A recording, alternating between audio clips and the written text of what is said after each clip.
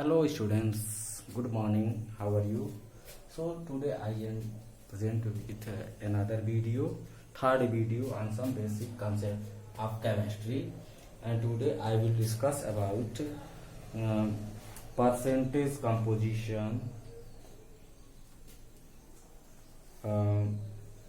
empirical formula, different ways of expression of concentration. Okay. So let us start percentage composition. Percentage composition.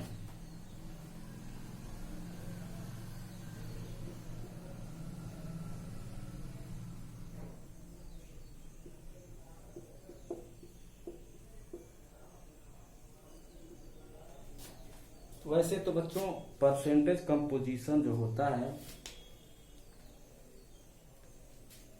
it is used to check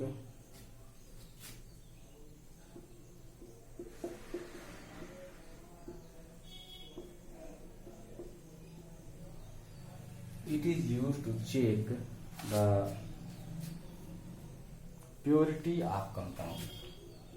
The purity of compound.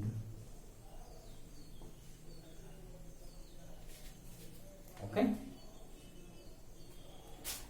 Compound की purity को check करने के लिए हम percentage composition use करते हैं कि हमारे कंपाउंड में कौन कौन सा एलिमेंट कितने परसेंटेज में प्रेजेंट है। ठीक है, कंपाउंड में एक फिक्स प्रोपोर्शन होता है एलिमेंट्स का, यदि उससे कम या ज्यादा है तो उसकी प्योरिटी सही नहीं है। तो उसको चेक करने के लिए हम परसेंटेज कंपोजिशन यूज करते हैं। तो बच्चों इसका फार्मूला होगा mass percentage of an element. Mass percentage of an element equal to mass percentage of an element is equal to mass of element in the compound. Mass of element in the compound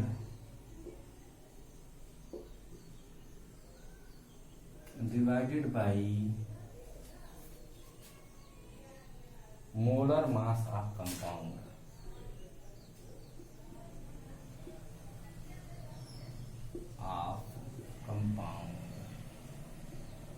molar mass of compound multiplied by 100। क्या बच्चों, तो कुछ element होते हैं जिनके atomic mass आप लोग को लर्न कर लेना चाहिए। तो मैं यहाँ पर कॉर्नर में लिख दे रहा हूँ। जैसे कार्बन है बच्चों, कार्बन का एटॉमिक मास, हाइड्रोजन का एटॉमिक मास होता है 1, कार्बन का होता है 12, ऑक्सीजन का होता है 16, सल्फर का होता है 32, सोडियम का होता है 23, क्लोरीन का होता है 35.5। ओके, ये सब मास है। तो ऐसे कुछ है ना, कुछ एलिमेंट्स के आपको एटॉमिक मास लर्न होने चाहिए।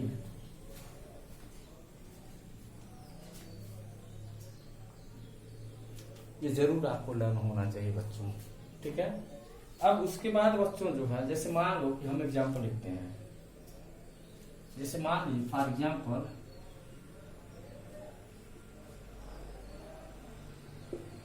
H2O ले लेते हैं हम। ठीक है, तो सबसे पहले क्या करेंगे हम, मोलर मास कैलकुलेट करेंगे। Molar mass of H2O। तो बच्चों H2O में हाइड्रोजन के 2 एटम हैं,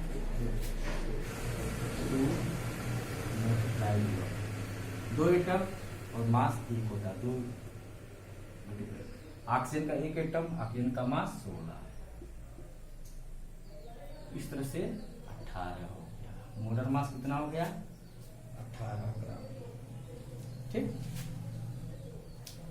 अब percentage, mass percentage of hydrogen calculate करेंगे तो ये फार्मूला लगाएंगे, मास ऑफ एलिमेंट। हाइड्रोजन का मास कितना होएगा, एक, दो एटम है बच्चों, दो मोलर मास H2O का 18 मल्टीप्लाई 100, 2 1 जा 2, 2 9 जा 18, अर्थात 100/9, 11.18% आ जाएगा। Mass percentage of hydrogen is 11.18 in water. Okay, ऐसे ही mass percentage of oxygen calculate कर सकते हो।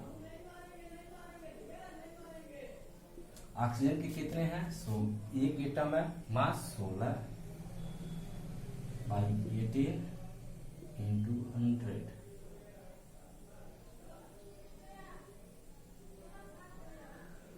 इसको डिवाइड करोगे तो आ जाएगा 88.82।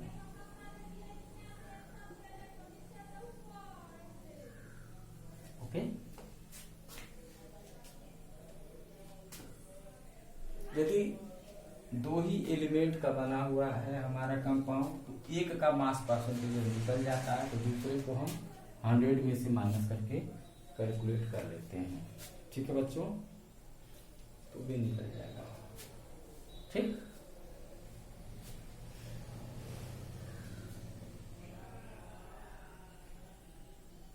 अब मान लीजिए कि हमारे पास है इथेनॉल। इथेनॉल का में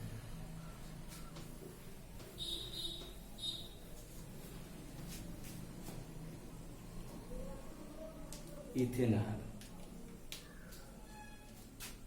दूसरा एग्जांपल बच्चों है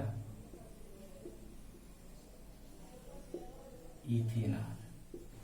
इथेनॉल का फार्मूला आप लोगों ने जानते होंगे, आप लोग पढ़े होंगे, C2H5OH।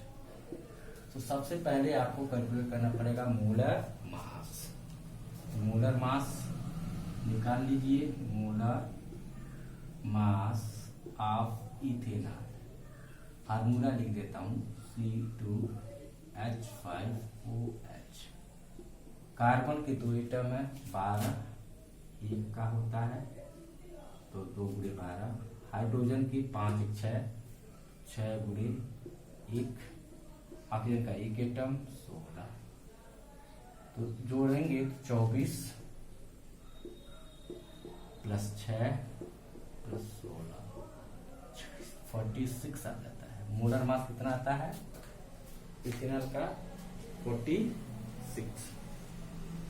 अब मास परसेंटेज ऑफ कार्बन निकालेंगे।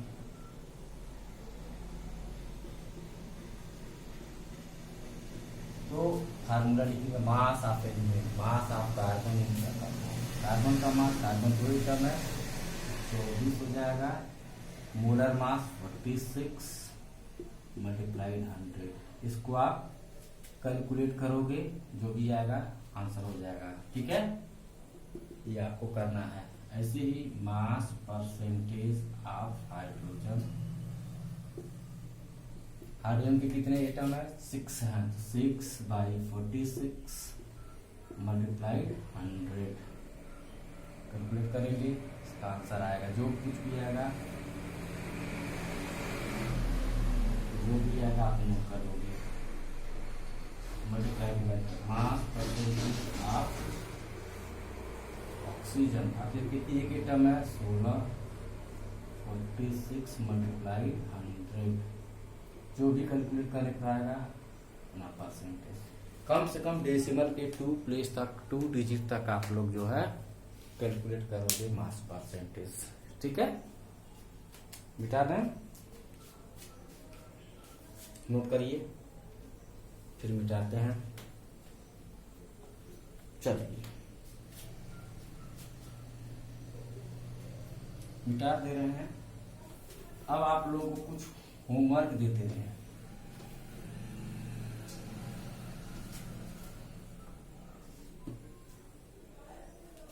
Find homework, find the mass percentage of each element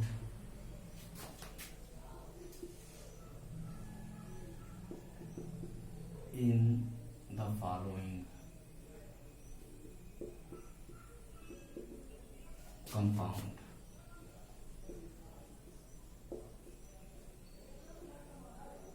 ठीक है, पहला कंपाउंड बच्चों C6H6 बेंजीन, दूसरा कंपाउंड है बच्चों NaCl, तीसरा कंपाउंड है बच्चों glucose C6H12O6,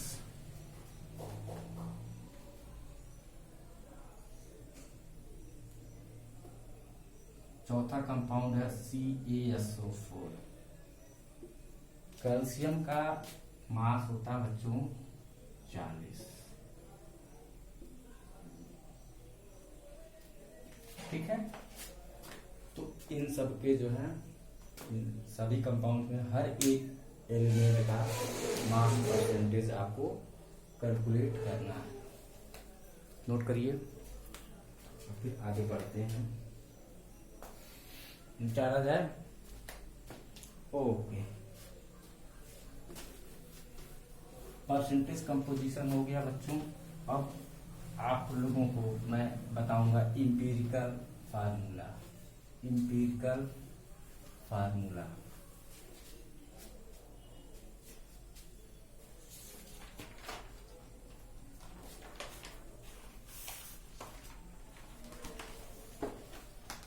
empirical formula heading लगाना है, इंपीरिकल फार्मूला। बोर्ड की परीक्षा में आता है।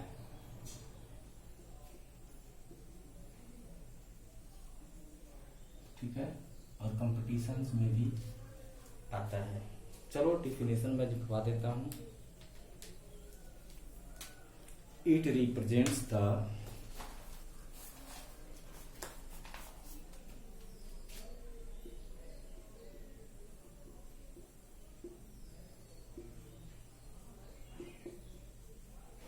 simplest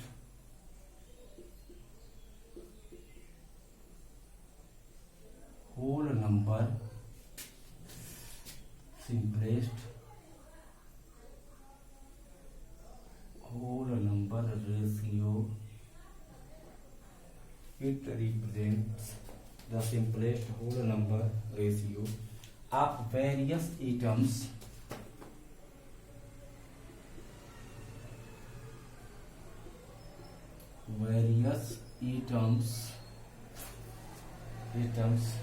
present in a compound.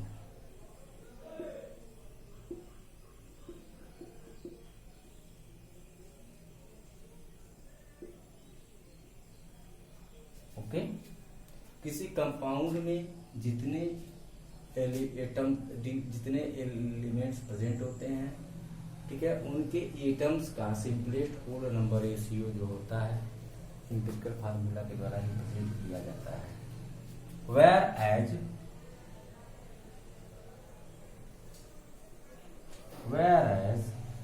the molecular formula shows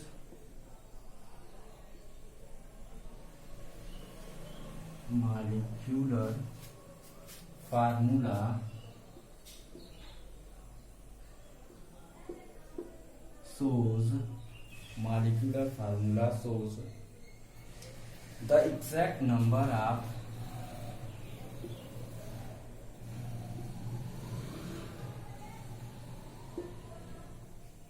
different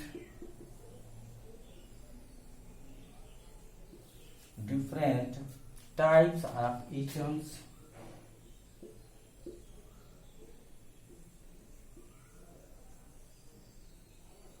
present in the compound in a molecule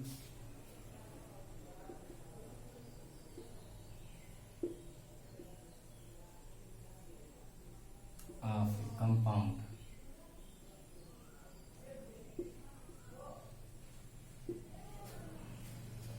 कि बच्चों क्या समझ रहे हैं?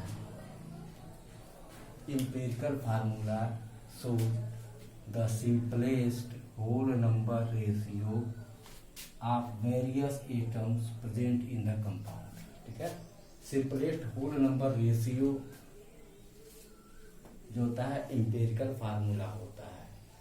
एटम्स का simplest whole number ratio क्या शो करता है? empirical formula। जबकि मॉलिक्यूलर फार्मूला क्या शो करता है? Molecular formula shows the exact number of different types of atom present in a molecule. Molecule में ठीक ठीक कितने एटम्स हैं उसको प्रेजेंट करने के लिए मॉलिक्यूलर फार्मूला यूज होता है, और सिंपलेस्ट होल नंबर रेशियो दिखलाने के लिए इंपेरिकल फार्मूला होता है। ठीक है बच्चों, इसको आप नोट कर लीजिए। डेफिनेशन की आवश्यकता नहीं है, फिर भी आप लोगों को जानना चाहिए। ठीक है,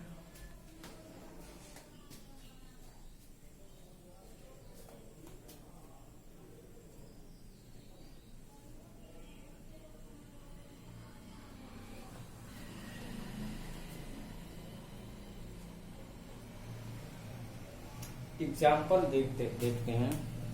फॉर एग्जाम्पल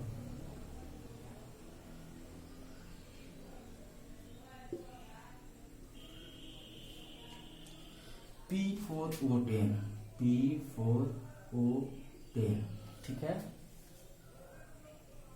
यहां पर रेशियो क्या है एटम्स का? 4:10। तो मॉलिक्यूलर फार्मूला क्या होगा? मॉलिक्यूलर फार्मूला हो जाएगा आपका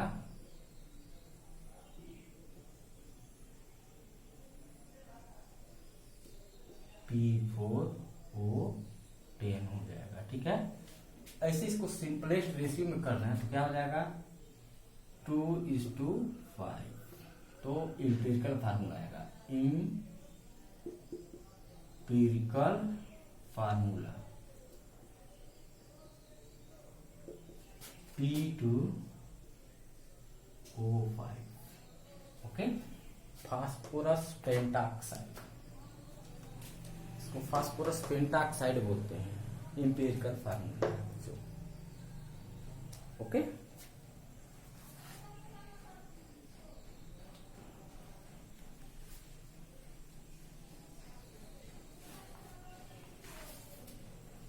मिटारा जाए। एक बात और बच्चों आप लोगों को जानना चाहिए,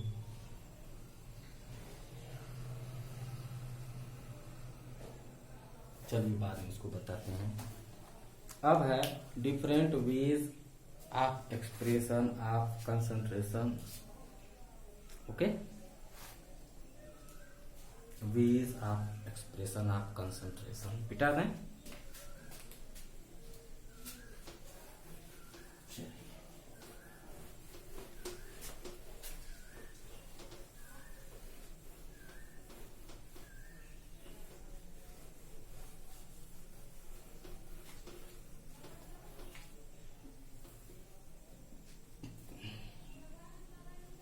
ways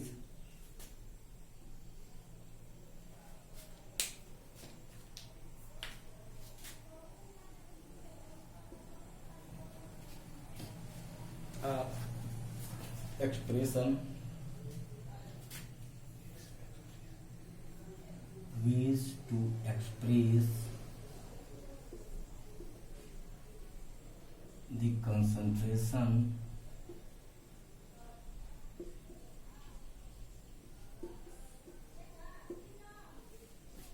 of a solution.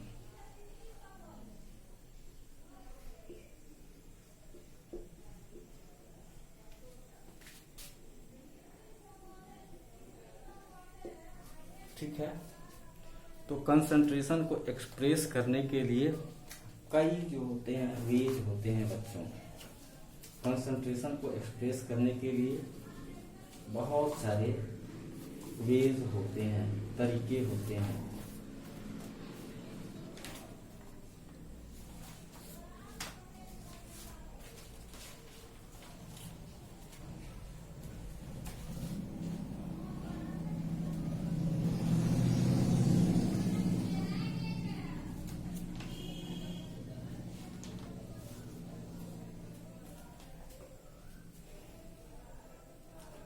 Concentration term use होते हैं बच्चों, कंसंट्रेशन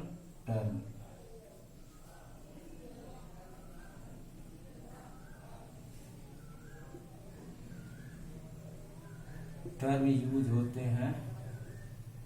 ये दो तरह के होते हैं।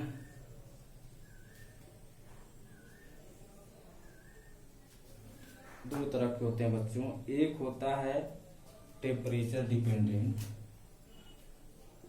टेम्परेचर डिपेंडेंट,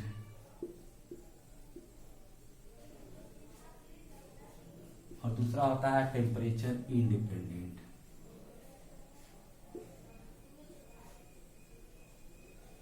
इंडिपेंडेंट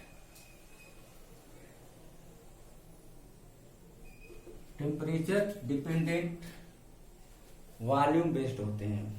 कैसे होते हैं? वॉल्यूम रिलेटेड, मतलब फार्मूले में वॉल्यूम होगा, वॉल्यूम रिलेटेड होगा। जितने भी कंसंट्रेशन टर्म होंगे टेम्परेचर डिपेंडेंट, उन्हें वॉल्यूम होगा, ठीक है। और ये जो है टेम्परेचर इंडिपेंडेंट, ये मास रिलेटेड होंगे सभी के सभी। टेम्परेचर बढ़ाने से बच्चों जो होता है वॉल्यूम बढ़ता है, ठीक है, जबकि मास नहीं बढ़ता है। टेम्परेचर कम किया जाए तो वॉल्यूम घट जाता है, मास नहीं चेंज होता है, ठीक है। तो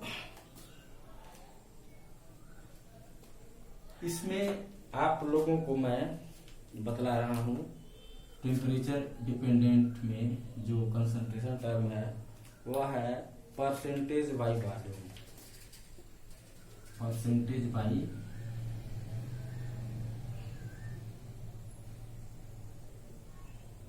वॉल्यूम। इसको शॉर्ट में VP परसेंटेज भी कहा जाता है, ठीक है। दूसरा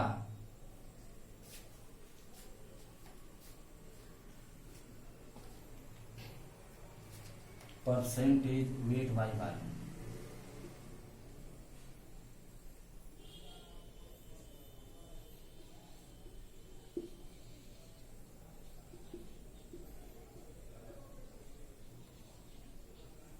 इसको परसेंटेज से रिप्रेजेंट किया जाएगा। मोलारिटी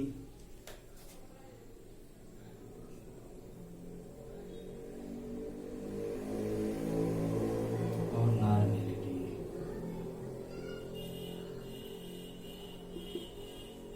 ठीक है। ये सब के सब कंसंट्रेशन टर्म्स हैं, और ये चारों कंसंट्रेशन टर्म जो होते हैं वॉल्यूम रिलेटेड होते हैं। इसमें वॉल्यूम पाया जाता है, वॉल्यूम रहता है फार्मूले में, ठीक है।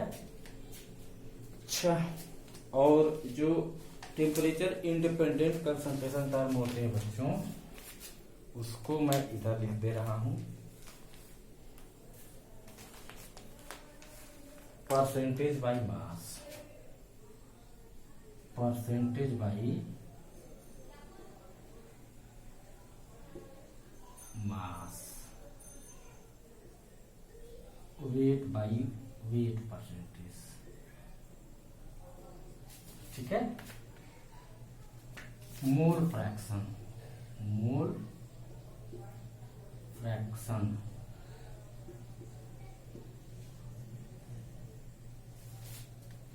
मोलालिटी,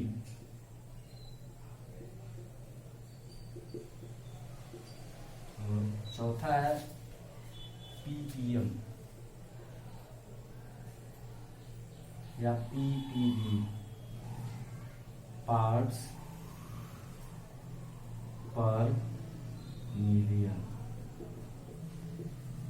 या पार्ट्स पर बिलियन, ठीक है। ये सभी जो है टेम्परेचर इंडिपेंडेंट कंसंट्रेशन टर्म्स हैं। तो बच्चों अब एक एक करके कंसंट्रेशन टर्म को मैं एक्सप्लेन करूंगा, इसको नोट करें। हो गया? नोट कर लिए? नोट कर लिए? तो मिटा दें, मिटा दिया जाए। चलिए आते हैं, आगे बढ़ते हैं।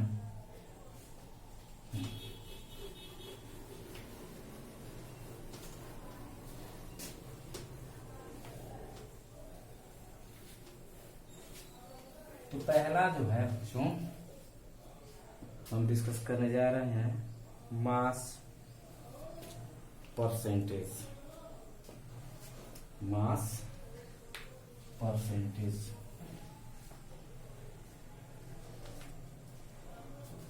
ये चलो percentage by volume. Percentage by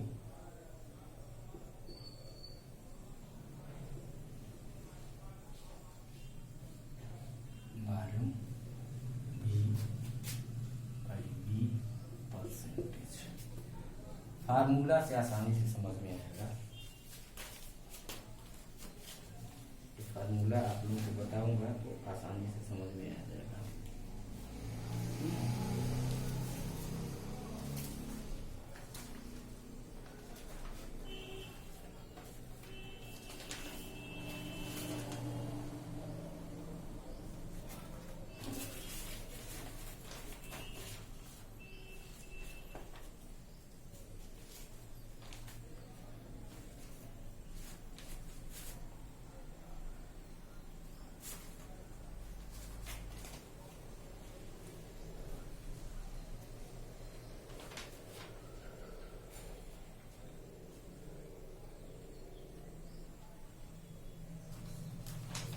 volume by volume percentage.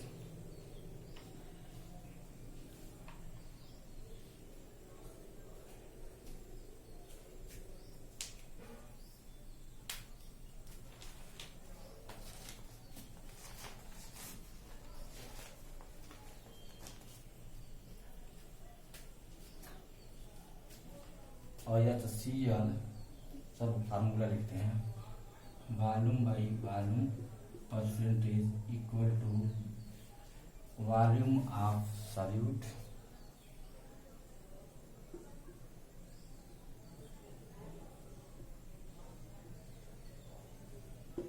By volume of solution.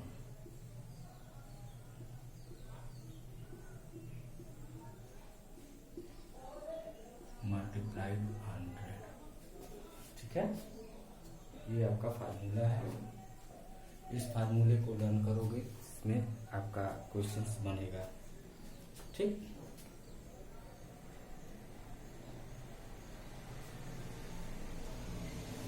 जैसे मान लो एग्जाम्पल के तौर पर देखो, example HCl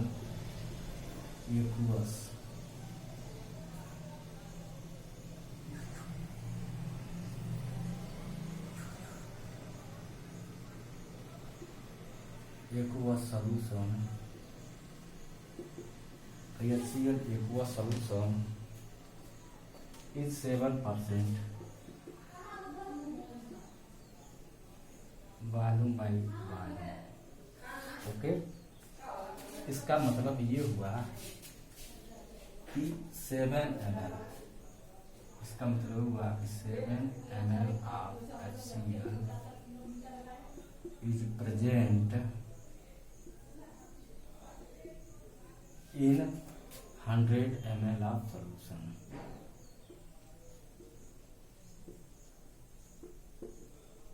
okay,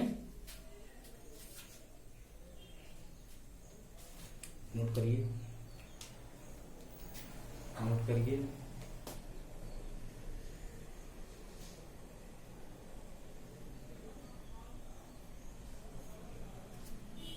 wait by weight percentage. दूसरा है percentage by weight.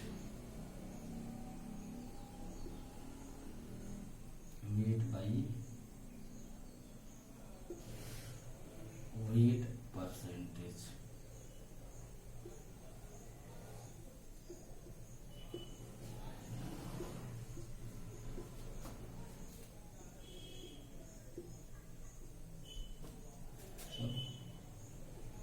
Wait percentage equal to mass of solute by mass of solution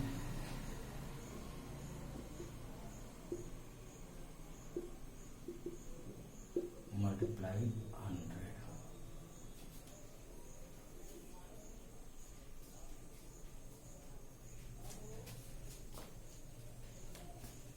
इसको example के तौर पर समझना चाहो तो a sugar solution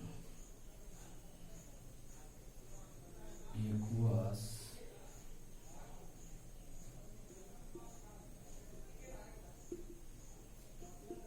is 21% weight by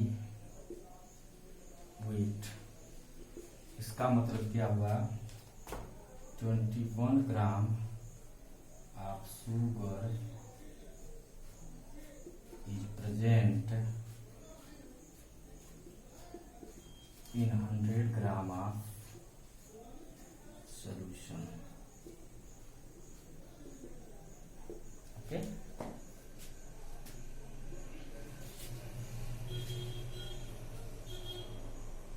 आसान है, कठिन नहीं है, चाहोगे तो सब सिंपली सॉल्व हो जाएगा।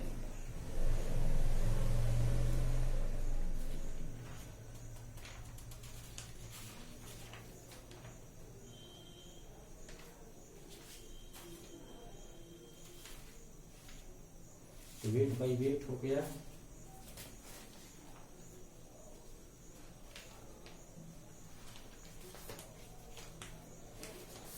मिटा दें।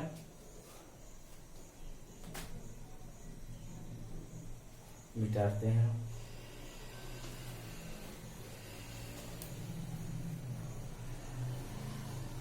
आगे है बच्चों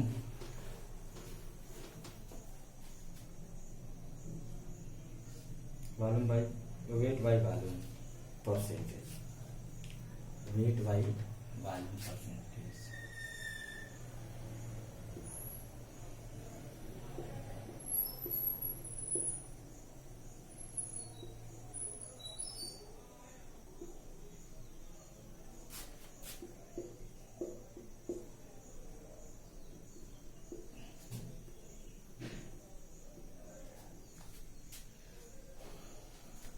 wait by volume percentage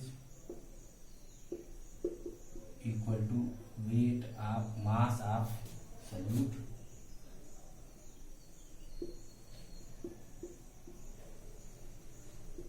by volume of solution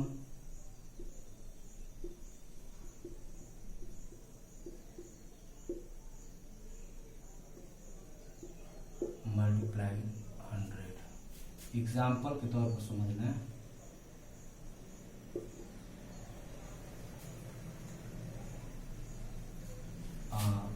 NaCl equals solution is 15% weight by volume। इसका क्या मतलब हुआ, 15 gram of NaCl is present in 100 ml of solution। Okay, formula आपको कन्वर्ट करना पड़ सकता है बच्चों, वेट बाई वेट को वेट बाई वॉल्यूम में, वेट बाई वॉल्यूम को वेट बाई वेट में कन्वर्ट करने के लिए आ सकता है। ठीक, तो डेंसिटी यूज करना पड़ेगा। क्या यूज करना पड़ेगा, डेंसिटी।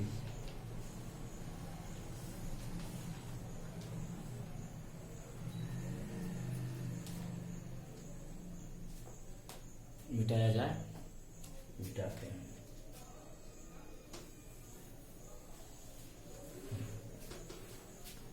चौथा बच्चों है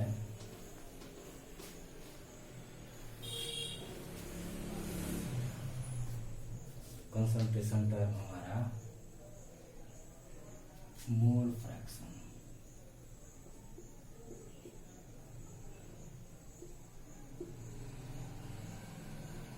ऐसे मान लो बच्चों हमारा सॉल्यूशन बाइनरी है, बाइनरी सॉल्यूशन।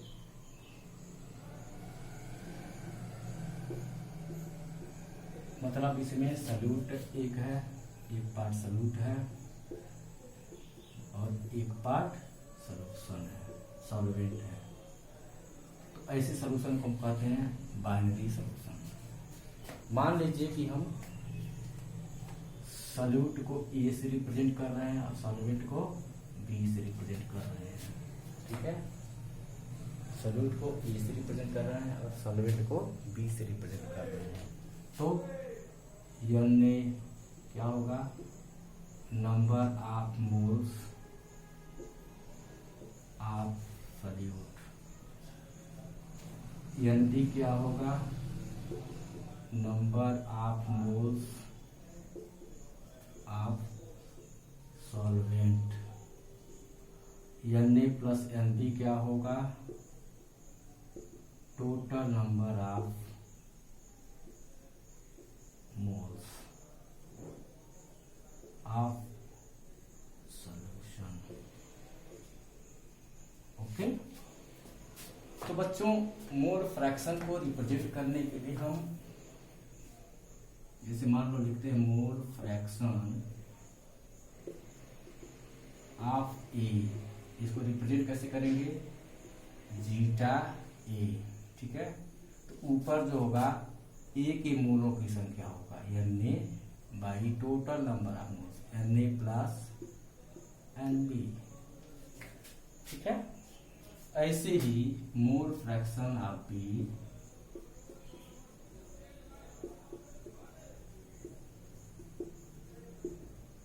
जीटा भी कहेंगे, जीटा है, zeta equal to number of moles of B by total number of moles of solution, ठीक है। यहाँ पर एक बात बच्चों ध्यान देने योग्य है कि इन दोनों मोल फ्रैक्शन का सम जो होता है वह होता है, अर्थात जीटा ए प्लस जीटा बी इक्वल्स 1। या मान लो जीटा ए हमको निकालना है तो क्या हो जाएगा 1 माइनस जीटा ऑफ ए, या जीटा बी निकालना है तो किसी एक का हम ए का निकाल लिए हैं तो 1 माइनस जीटा ऑफ ए। सारे फार्मूले हैं बच्चों, सब नोट कर लीजिए, इजी है, कुछ कम नहीं है। अच्छा, नंबर ऑफ मोल्स कैसे निकलता है, number of moles of A क्या होगा, given mass of A by molar mass of ए।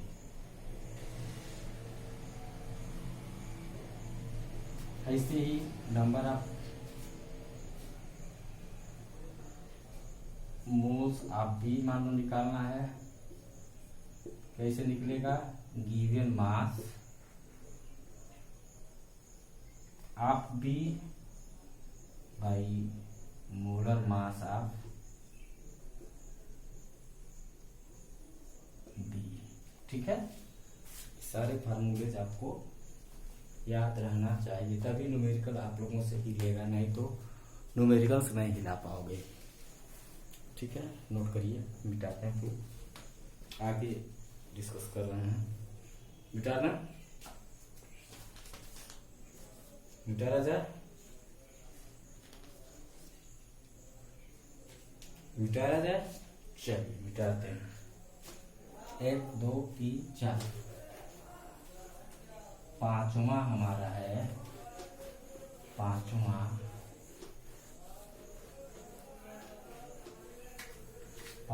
है कंसंट्रेशन टर्म, पार्ट्स पर मिलियन, पार्ट्स पर मिलियन।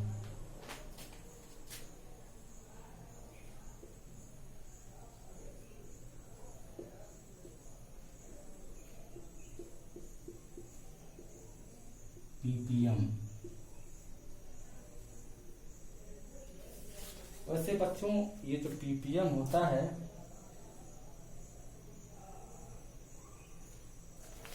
ये पॉल्यूटेंट को मेजर करने के लिए यूज किया जाता है कि एयर में, वाटर में कितना पार्ट्स हैं, 1 मिलियन में कितने पार्ट्स हैं।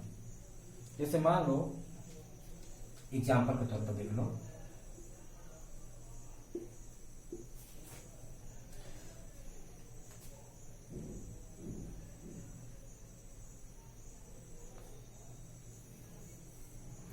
sugar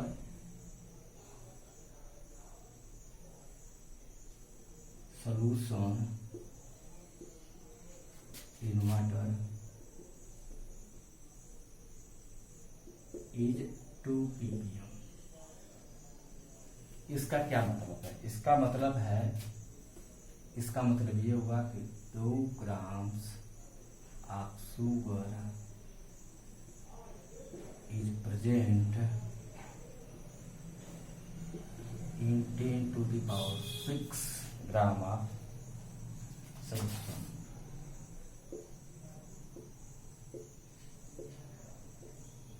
ठीक है, फार्मूला क्या होगा? Number of ppm equal to mass of solute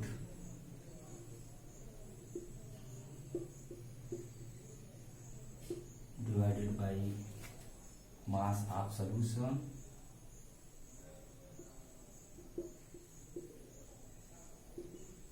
multiply 10⁶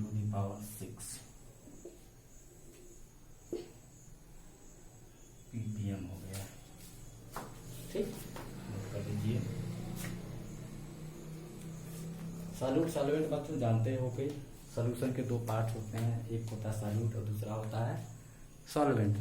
जो पार्ट कम मात्रा में होता है उसको सॉल्यूट कहा जाता है और जो पार्ट ज्यादा मात्रा में होता है उसको सॉल्वेंट कहा जाता है। यदि मान ये कहा जाए कि 25% इथेनॉल सोल्यूशन हुआ सॉल्यूशन, तो मतलब 25 पार्ट जो है इथेनॉल है और 75% वाटर है। तो 25% माइनर हुआ और 75% मेजर हुआ। तो माइनर जो कंपोनेंट होता है उसको सॉल्यूट कहते हैं, मेजर कंपोनेंट को सॉल्वेंट कहते हैं। ओके मिटा है। ओके, अब 6 कंसंट्रेशन टर्म है बच्चों। 6th concentration term molarity.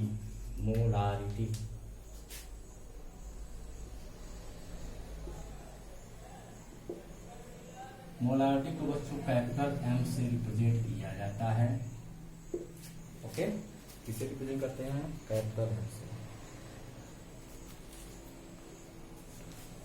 कैसे इसको डिफाइन करेंगे? Number of moles of solute, total number of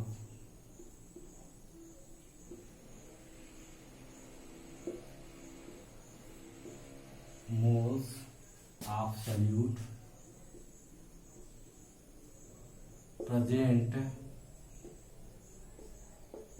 in 1 liter of solution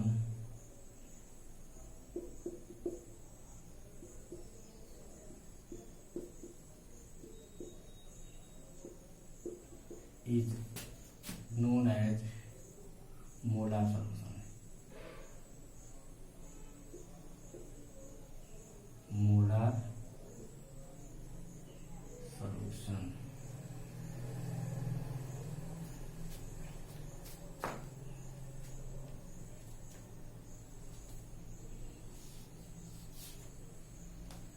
या मोलैरिटी डिफाइन करने के लिए क्या होगा? The number of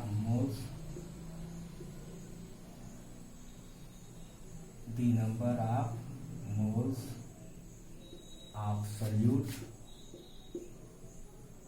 present in per litre of solution is known as molarity।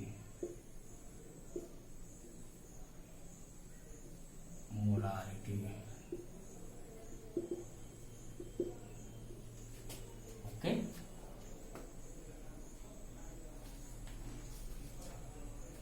तो मोलारिटी का फार्मूला होगा बच्चों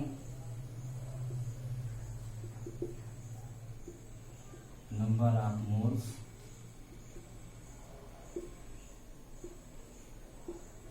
solute by volume of solution।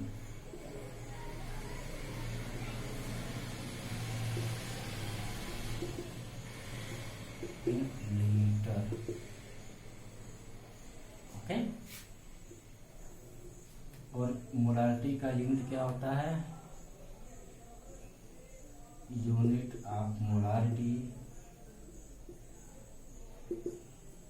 Is mole per litre, mole per litre या मोल लीटर इनवर्स।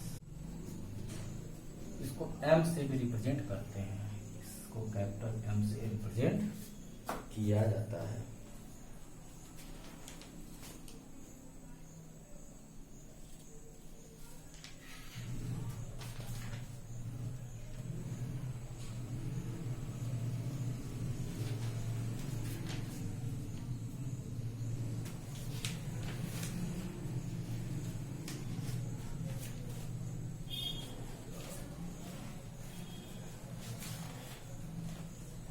मोलालिटी,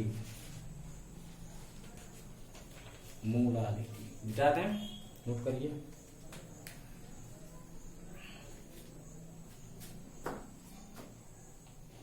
मिटाते हैं।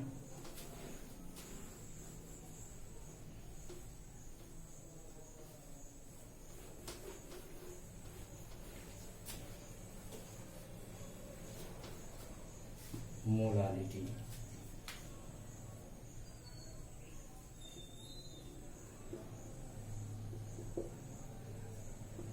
को स्मॉल एम से represent किया जाता है। ओके, कैसे डिफाइन करेंगे? The number of moles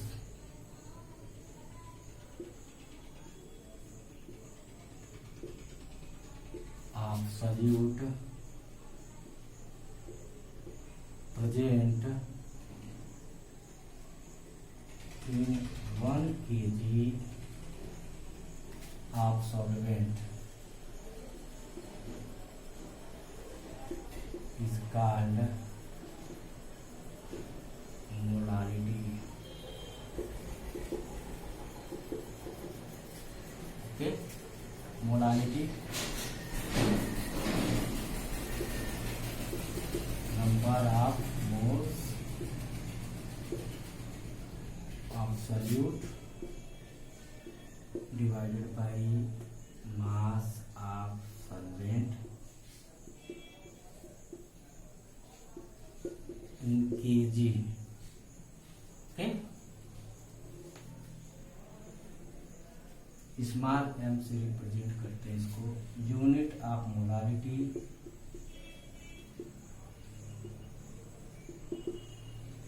is mole per kg या मोल केजी इनवर्स। ओके,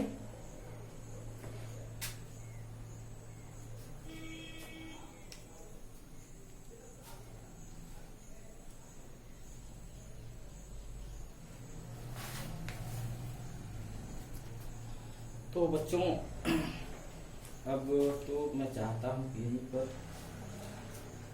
इसको विराम दिया जाए और फिर आगे की कार्यवाही जो है